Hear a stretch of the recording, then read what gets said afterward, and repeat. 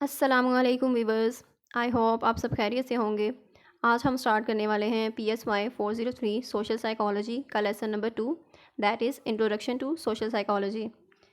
First of all, अगर आपने इस चैनल को सब्सक्राइब नहीं किया, आप नए हैं इस चैनल पे, तो काइंडली जल्दी सब्सक्राइब कर दें और बेल आइकन भी प्रेस कर दें ताकि आपको नेक्स्ट जो है वीडियोज़ और लेक्चर्स की अपडेट मिलती रहे। लेसन की तरफ आते हैं। इस सोशल साइकोलॉजी अब क्या है? Simply common sense. क्या सोशल साइकोलॉजी सिर्फ कॉमन सेंस है? जो भी हम कॉमन सेंस में क्वेश्चन पूछते हैं या जो भी हम आंसर देते हैं तो वो क्या सोशल साइकोलॉजी है? जैसे कि इन्होंने कुछ स्टेटमेंट्स दी हैं नीचे।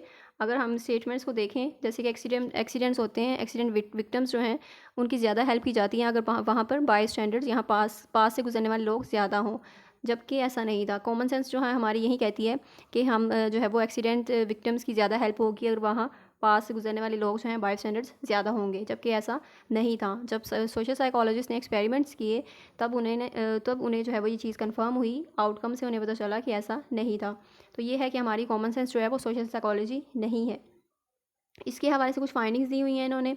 इसमें कुछ भी नहीं है इतना कॉन्सेप्ट क्लियर करने वाला। अब सोशल साइकोलॉजी है, सोशल साइकोलॉजी एंड सोशियोलॉजी, इन दोनों में क्या डिफरेंस है? यहाँ पे एडवर्ड जॉन्स हैं जिन्होंने अपनी बुक में बताया है कि 2 डिसिप्लिन्स हैं जो कि सोशल साइकोलॉजी जिनके अंडर है। जैसे कि एक साइकोलॉजी है, एक सोशियोलॉजी है। अब इन दोनों में सबसे जो बड़ी ब्रांच है वो साइकोलॉजिकल है।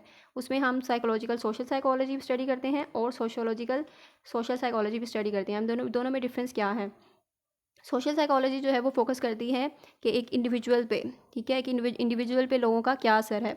अब लेकिन जो कि सोशियोलॉजी इंडिविजुअल पे फोकस नहीं कर रही, उनका फोकस है जो सोसाइटी के वेरिएबल्स हैं, लाइक सोशो इकोनॉमिक स्टेटस क्या है और उस पर्सन के जो हैं वो सोशल रोल्स क्या हैं, उसके कल्चरल नॉर्म्स क्या हैं, उसके हवाले से उसकी जो पर्सनैलिटी है, जो बिहेवियर है, वो स्टडी करते हैं सोशियोलॉजी में। इसमें आगे कुछ भी नहीं है। इसके नेक्स्ट जो है ना, areas of interest in both disciplines. अब इन दोनों में डिफरेंस क्या है? साइकोलॉजिकल सोशल साइकोलॉजी और सोशल साइकोलॉजी। इंपॉर्टेंट क्वेश्चन है, इसमें से MCQs भी आ सकते हैं कि साइकोलॉजिकल सोशल साइकोलॉजी जो है वो फोकस कर रहे हैं इंडिविजुअल पे, जबकि सोशोलॉजिकल सोशल साइकोलॉजी फोकस कर रहे हैं ग्रुप पे या सोसाइटी पे। और उनके सेकंड पॉइंट्स हैं कि हम वेरिएशन देखते हैं बिहेवियर में, ठीक है, जो कि लोगों की अपनी परसेप्शन की वजह से होता है, इंटरप्रिटेशन की वजह से होता है। तो पर्सनैलिटीज़ उनकी अपनी जो है वो उनकी ट्रेड्स की वजह से चेंज होती हैं, ये चीज़ें हैं। जबकि हम सोशोलॉजिकल में देखते हैं कि उनकी जो पर्सन है उसका सोसाइटी जो है रोल क्या है, ठीक है, उसकी जो है वो क्लास क्या है, पॉवर्टी है, क्राइम है, उसकी सोसाइटी क्या है, जिस सोसाइटी में सर्वाइव कर रहा है, तो उसके हवाले से उसका बिहेवियर जो है उसको एक्सप्लेन करना सोशोलॉजी में है। एंड देन हमारे पास एक्सपेरिमेंटल मेथड है। साइकोलॉजिकल में हम एक्सपेरिमेंट करते हैं, उसके बाद हमारे जो प्राइमरी रिसर्च मेथड यूज़ होता है, जबकि सोशोलॉजिकल में हम ऑब्जर्वेशनल देखते हैं, उसके बाद कोरिलेशन स्टडीज़ होती हैं और फिर फॉलोड बाय एक्सपेरिमेंटेशन। तो ये है social psychology and personality psychology. Then social psychology और पर्सनालिटी साइकोलॉजी दोनों अलाइक हैं, सेम हैं, ठीक है, क्योंकि दोनों का फोकस जो है इंडिविजुअल पे है। एंड देन इसमें कुछ डिफरेंस भी हैं। अब इसमें कुछ डिफरेंसेस हैं, तो वो कौन से डिफरेंसेस हैं? वो डिफरेंस ये हैं कि फ़र्स्ट ऑफ़ ऑल कि आपका जो है सोशल साइकोलॉजी पर्सनालिटी साइकोलॉजी जो है वो किस उसका फोकस जो है इंडिविजुअल डिफरेंसेस पे, कि अगर जो है कि बंदा एग्रेसिव है तो वो क्यों दूसरों से ज़्यादा एग्रेसिव है, तो ये नहीं, इंडिविजुअल को स्टडी करना, उसके जो है वो पर्सनालिटी को स्टडी करना, तो ये है पर्सनालिटी साइकोलॉजी। एंड देन हमारे पास सोशल साइकोलॉजी है। तो सोशल साइकोलॉजी में हम देखते हैं कि ऐसे कौन से फैक्टर्स हैं जिसकी वजह से वो इंसान इस तरह का बन गया है। उसकी सोसाइटी है, ठीक है, उसके इन्वायरमेंट है, कैसा इन्वायरमेंट है जिसकी वजह से वो इंसान इस तरह का है। तो ये है सोशल साइकोलॉजी और पर्सनालिटी साइकोलॉजी में डिफरेंस। और एक और मेन डिफरेंस है कि सोशल साइकोलॉजी जो है उसकी भी हिस्ट्री जो है वो ब्रीफ है, जबकि पर्सनालिटी साइकोलॉजी की हिस्ट्री ज़्यादा है। इसके बाद नेक्स्ट हमारे पास है सोशल साइकोलॉजी एंड बायोलॉजी। अब ये क्या है? सोशल साइकोलॉजी यानी कि बायोलॉजी का क्या उसमें लिंक है? हमारे जो नेचर है, नर्चर है, दोनों टुगेदर फॉर्म अस, यानी दोनों मिलके बनाती हैं। हमारी पर्सनालिटी में नेचर का भी रोल है और नर्चर का भी। जो हमारी इनहेरिटेड क्वालिटीज़ हैं वो भी होती हैं, और जो नेचर हमें, यानी कि जो हमारा इन्वायरमेंट होता है, हम वैसे ही हमारी पर्सनैलिटी बन जाती है। तो ये दोनों चीज़ें रोल प्ले कर रही होती हैं हमारी पर्सनैलिटी को फॉर्म करने में। And then profession of social psychology. Social psychology के प्रोफेशंस क्या हैं? PhD सोशल साइकोलॉजिस्ट जो हैं वो क्या कर सकते हैं? तो वो मेजोरिटी जो है ना PhD लेवल के सोशल साइकोलॉजिस्ट वो कॉलेज में या यूनिवर्सिटीज़ में वर्क करते हैं, और कुछ जो है माइनॉरिटी यहाँ पे ये रीड करने वाला है, इसमें कॉन्सेप्ट कोई भी समझने वाला नहीं है। एंड देन नेक्स्ट हमारे पास है MSc करके सोशल साइकोलॉजिस्ट जो है वो क्या डाइवर्सिटी क्या है जॉब की, कौन सी फील्ड्स को ज्वाइन कर सकते हैं, कौन सी जॉब्स को ज्वाइन कर सकते हैं, इसमें भी आप ये स्टडी करने वाली है जस्ट। फिर करंट ट्रेंड, पाकिस्तान में ऐसे कोई भी डाइवर्सिटी नहीं है इसमें। सोशल साइकोलॉजिस्ट जो हैं बस वो यूनिवर्सिटीज़ में, एनजीओज़ में वर्क कर सकते हैं। और इसके हवाले से अप्लाइंग सोशल साइकोलॉजी, इसके बाद कुछ रिसर्चेस हुई हैं, और वो जो वर्ल्ड वॉर 2 पे रिसर्च की है उन्होंने, प्रेजुडिस पे, कि क्यों लोगों में प्रेजुडिस था, कि क्यों जो है वो अपने ग्रुप को फेवर करते हैं लोग। तो ये वर्ल्ड वॉर 2 के हवाले से ये रिसर्च हुई। इस तरह बहुत सी रिसर्च हुई। 9/11 है उसके हवाले से रिसर्च हुई है। और 9/11 के बाद अक्टूबर 8 में 2005 में जो अर्थक्वेक हुआ था पाकिस्तान में, उसमें जो पोस्ट ट्रॉमेटिक स्ट्रेस डिसऑर्डर है जो लोगों को हुआ था, उसके बाद उस पर रिसर्च की गई थी। एंड देन हिस्ट्री है हमारे पास सोशल साइकोलॉजी की। तो हिस्ट्री में हमारे पास कुछ यहाँ पे अर्ली ईयर्स बताए हैं, coming of age, rapid expansion, crisis and reassessment and expanded global view. अब ये अर्ली ईयर्स हैं, तो अर्ली ईयर्स में 1884 से 1934। यहाँ पे देखते हैं फर्स्ट ऑफ ऑल जो सोशल साइकोलॉजिस्ट, सोशल साइंटिस्ट जो हैं, फर्स्ट एम्पिरिकल वो कौन से हैं, नॉर्मल ट्रिपलेट, ठीक है। उन्होंने परफॉर्मेंस चेक की थी कि जो दो जो है वो साइकिलिस्ट हैं लोग, जो वो अगर किसी से कंपेयर करें तो वो क्या है, उनकी परफॉर्मेंस अच्छी हो जाएगी, बजाय इसके कि जब वो अकेले साइकिलिंग कर रहे होंगे तो उनकी परफॉर्मेंस उस तरह की नहीं होगी। जिस तरह अगर वो कंपटीशन आ जाएगा तो उनकी परफॉर्मेंस जो है वो इम्प्रूव हो जाएगी। तो ये नॉर्मन ट्रिपलेट ने स्टडी की थी, रिसर्च की थी। देन हमारे पास विलियम मैकडूगल हैं जो इंग्लिश हैं, हमारे इंग्लिश साइंटिस्ट हैं। एडवर्ड रॉस हैं जो कि अमेरिकन साइकोलॉजिस्ट हैं। तो अब ये दोनों ने भी बुक्स जो है वो कुछ लिखी हैं और सोशल साइकोलॉजी के हवाले से। एंड देन हमारे पास फ्लॉयड एल्पोर्ट का जो है वो रोल है यहाँ पे, करेक्टर है कि जो उन्होंने 3rd बुक लिखी है सोशल साइकोलॉजी के हवाले से।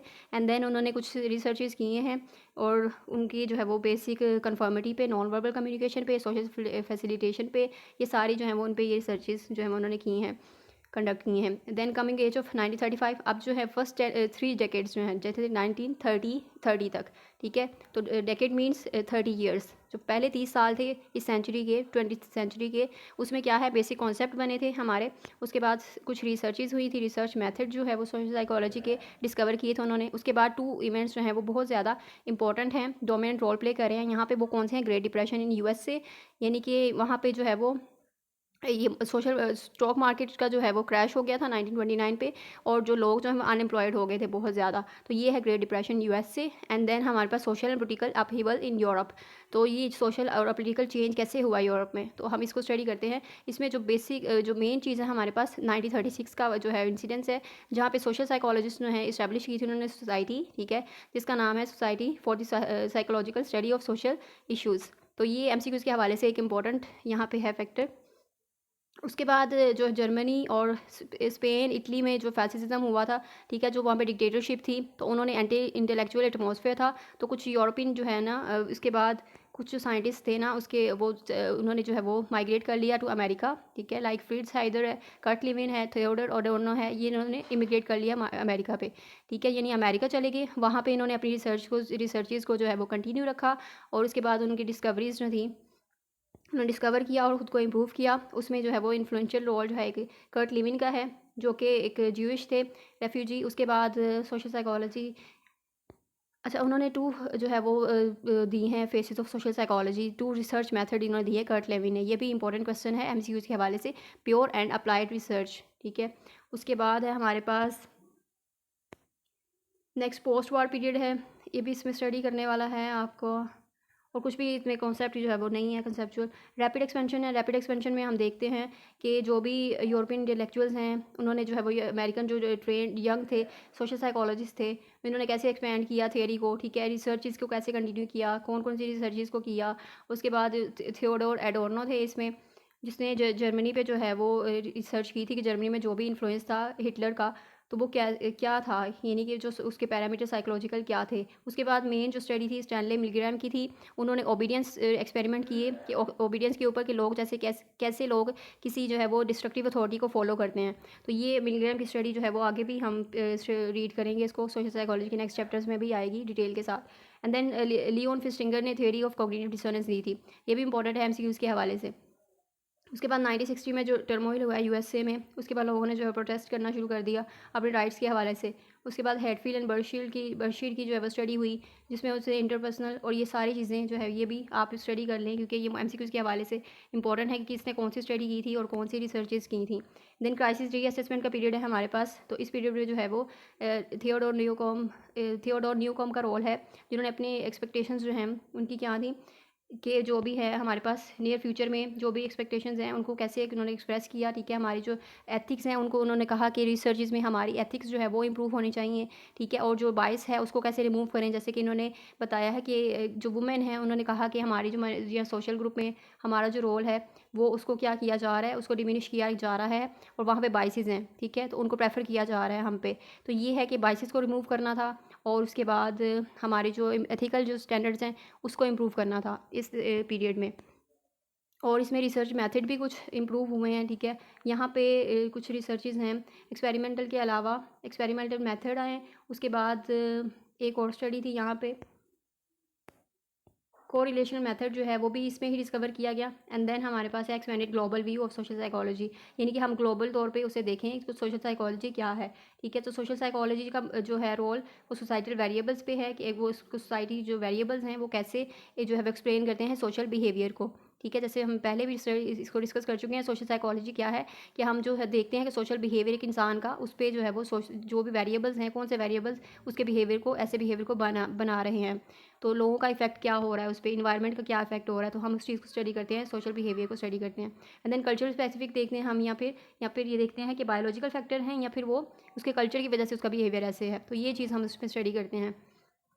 दैन कंटेम्प्रेरी सोशल साइकोलॉजी है, जो कि न्यू सोशल साइकोलॉजी है 1970 के बाद जो भी हमारे पास आए हैं, रिसर्चेज हुई हैं, वो उसे कंटेम्प्रेरी सोशल साइकोलॉजी बोलते हैं, जो कि लेगेसी को कर रही हैं, कंटिन्यू कर रही हैं कर्ट लेविन की। और SPSSI जैसे ऊपर पढ़ लिया, हमें उसको अप्लाई करके, हम उस नॉलेज को अप्लाई करके इसको हम डेली लाइफ में अप्लाई कर रहे हैं, जैसे कि डिफरेंट एरियाज़ पे, जैसे कि लॉ है, हेल्थ है, एजुकेशन, स्पोर्ट्स एंड बिजनेस है। और ये है कि सोशल बिहेवियर पे इम्प्रूव हुआ है, कि हम इसको नेगेटिव पे ही फोकस नहीं कर रहे। पहले तो क्या हम इसको नेगेटिव सोशल बिहेवियर पे फोकस करते थे कि फ्लॉज क्या हैं ह्यूमन नेचर में, अब हम इसको पॉजिटिव वे में भी कंडक्ट कर रहे हैं, पॉजिटिव रिसर्चेज भी हो रही हैं, और पाकिस्तान में भी कुछ इस तरह की पॉजिटिव रिसर्चेज हुई हैं जो कि ह्यूमन के जो है वो पॉजिटिव बिहेवियर पे फोकस कर रही हैं। तो आज का था ये लेसन, आई होप आपको अंडरस्टैंड होगी है सारी चीज़ें। और अगर कुछ भी रह गई या मिसिंग है, कोई भी चीज़ मिसअंडरस्टैंड हुई है, यहाँ पे क्लियर नहीं है, तो वो आप कमेंट सेक्शन में पूछ सकते हैं। Thank you so much. अल्लाह हाफिज़।